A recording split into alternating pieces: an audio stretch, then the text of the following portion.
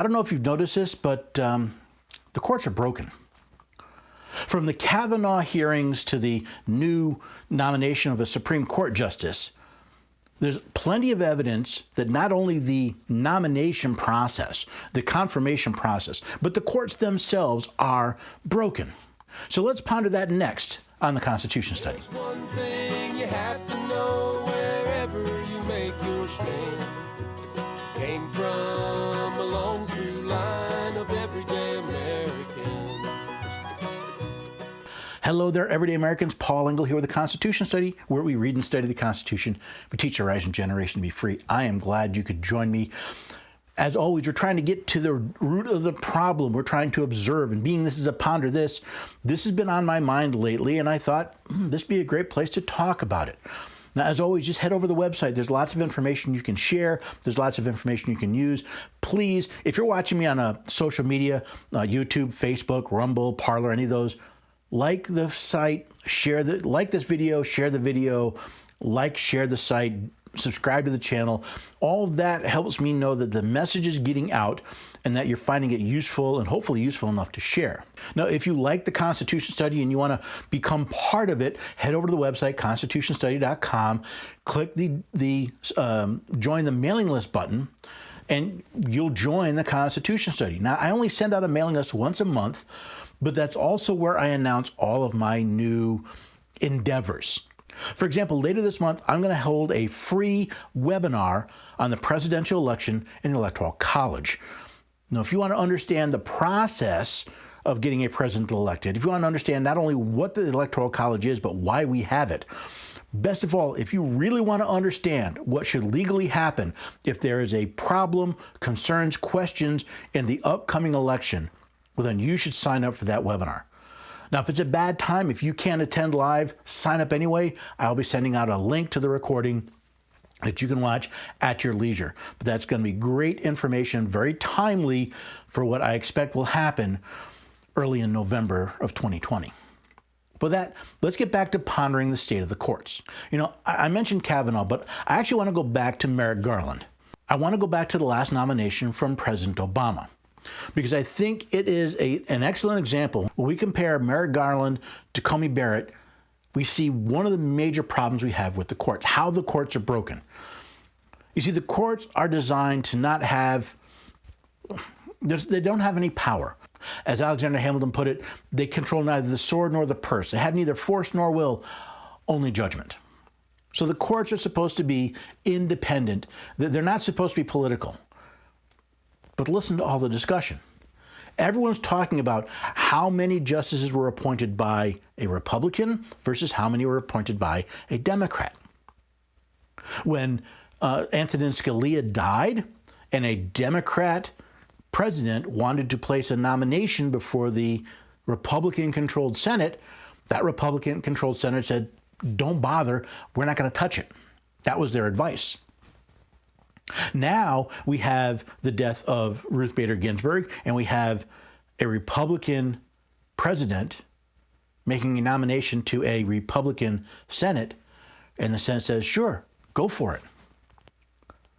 Now, if you happen to like President Trump, if you happen to be a part of the Republican Party, you think this is a great idea.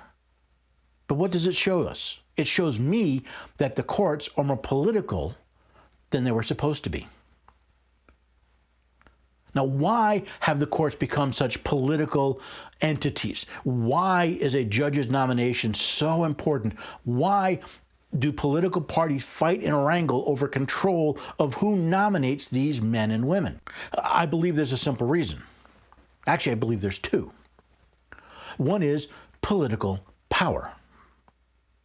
See, a president can run on, I will appoint judges that effectively agree with the Republicans. Oh, they use terms like, originalist, textualist. They're basically looking for people who agree with the Republican platform. Of course, the Democrats do exactly the same thing, a pox on both their houses. Just go back to the 2016 election. You have President Trump saying, hey, here's my list. I'm going to appoint originalists, while my opponent is going to appoint people who rewrite the Constitution. You have one side saying they will protect your rights, while claiming the others will destroy your rights. And again, both parties do it. You talk about free speech and guns on one side, you talk about trans and abortion rights on the other. Everyone's worried about how a judge is going to opine. Oh, they call it a ruling, but how they opine. So how did this happen? How did it happen? How did the judge's role become so important that the political parties are now fighting over them? Well, the answer is simple. We stopped paying attention to the Constitution and we started treating judges as if they're rulers. You see, all judicial power of the United States is vested in a Supreme Court and in as many inferior courts as Congress wishes to create. But that's the ability to judge controversies, to take a case before them and issue an opinion. In fact, if you're like me and you read what comes out of the Supreme Court, you'll find that it's the opinion of the court, not the law of the court, not the rule of the court, the opinion of the court. But you see, we've stopped that. We say, well, if the court says this, well, that's law. We use euphemisms like case law and constitutional law to elevate the opinion of judges above the law and above the Constitution, the supreme law of the land. You see, yeah, we talk about Congress and we talk about the laws they pass, we talk about the executive agencies and the rules and regulations they promulgate, but they all depend on the acceptance of the judicial branch. They all depend on a judge saying, yeah, you know what? That's okay.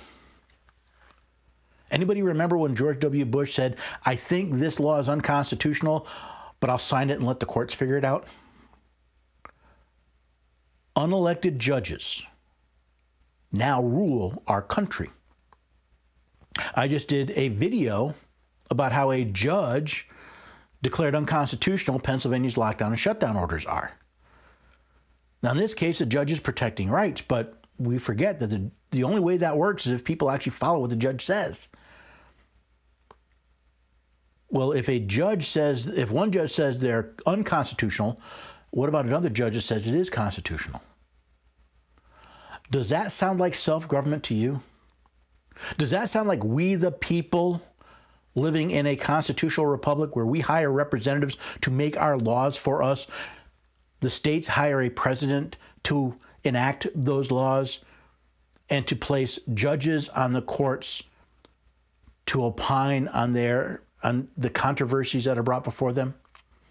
We've seen this since Robert Bork. A Supreme Court nominee is brought before a hearing and asked a lot of questions, and you'll notice a couple things keep coming up over and over and over again. Now, in the case of Bork and Kavanaugh, and to a certain extent other justices as well, we see personal attacks. We see people from the opposing party trying to destroy the reputation of the nominee. But the other thing you'll see is litmus tests. Now, I'm not saying all litmus tests are automatically bad, but what we see as litmus tests are ridiculous. We have things like, when you hear terms like stare decisis, precedent, law of the land, case law, constitutional law, understand those are all euphemisms for placing the opinion of judges above the supreme law of the land. They're saying, we don't care what the Constitution actually says. We want to abide by what a previous judge said. And if you don't, on this particular type of case, we're not going to approve you. They're in effect bribing the justices, the nominees, saying, listen, tell us you're going to do what we want you to do and we'll put you through. The only litmus test there should be for a federal judge nominee is to show me where you have fulfilled your oath to support the Constitution of the United States. They're required to take one. They're required in their oath of office to swear or affirm that they will support the Constitution of the United States. Show me where you have done that, where you have upheld the language of the Constitution, the intent of the people that wrote it, and the states that ratified it in your courtroom. If you can't do that, that's the only litmus test we require. I don't care if you were appointed by a Democrat. I don't care if you're appointed by a Republican. I don't care where you came from. I don't care what sex you are. I don't care what color you are. I want to know, when a case comes before you, show me that the rule of law is more important than your opinion, than your background, than your race, than your gender, than the party that you either are part of or are nominated by. That's the only litmus test that matters. But that's the only litmus test that never gets asked. I've never seen, and again, I don't watch them all, but I have never seen a news report about how a justice was asked, well, show me how you've upheld the Constitution. No. It's always a question of precedent, stare decisis, case law, placing the opinion of judges above the supreme law of the land. So as if that wasn't bad enough, as if the idea that we've turned judges into political offices, that the people who are nominating and advising and consenting to them are more interested in party politics than the Constitution they swore to support. Now we have this pack the court threat. Now understand, when people are claiming they're going to pack the court, when they threaten to pack the court, you're looking at a 5-year-old holding a temper tantrum. We didn't get our way, so we're going to change the rules. They might as well just drop on the floor, yell and scream and pound the floor. They are throwing a temper tantrum. The rules didn't break their way. Now, this is nothing new. Believe it or not, court packing, people talk about it going back to FDR. It actually goes all the way back to John Adams. Anybody hear the court case Marbury versus Madison? That came from when the John Adams lost in the 1800 election to Thomas Jefferson, who was from the opposing party. Adams tried to pack the court, but there was a problem. The commissions weren't signed and issued before the Adams administration left office. And the Jefferson administration, Mr. Madison, refused to. And Mr. Marbury took him to court he said, listen, I've been nominated, I've been confirmed, we're dealing with paperwork, you have to issue the paperwork. That's the case Marbury versus Madison. This is nothing new.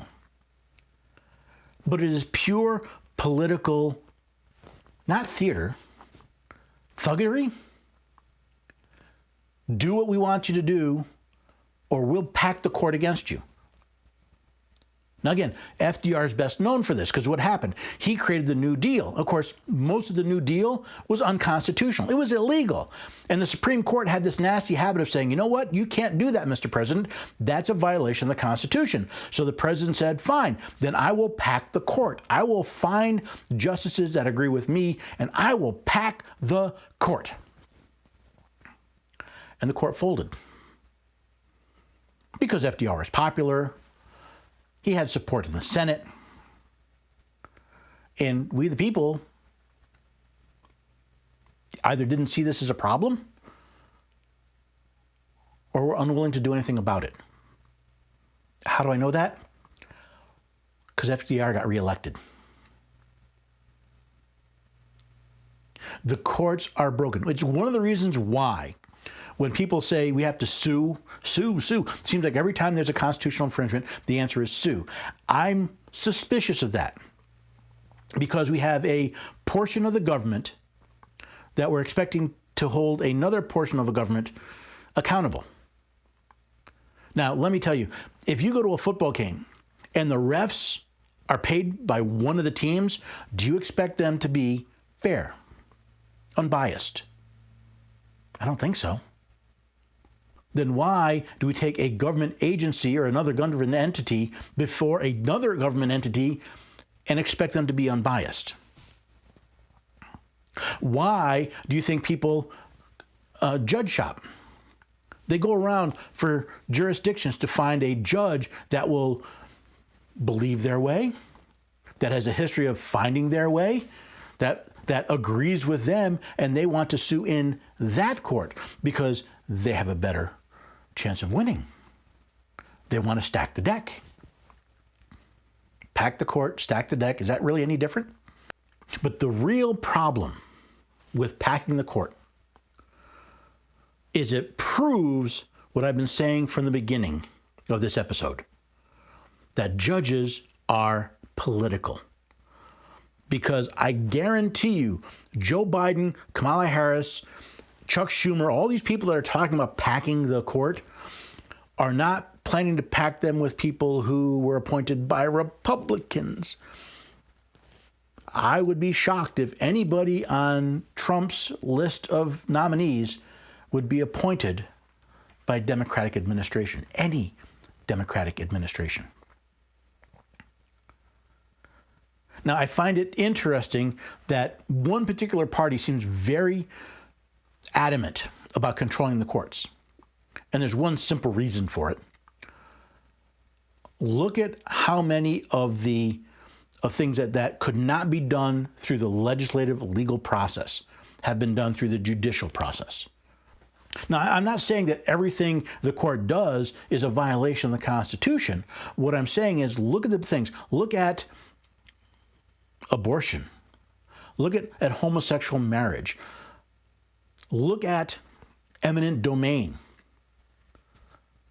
where the court has taken the law of the land and said, nah, we have a better idea. And we're going to implement abortion on demand because we think a woman's right to choose supersedes the right of the life of the baby in the womb.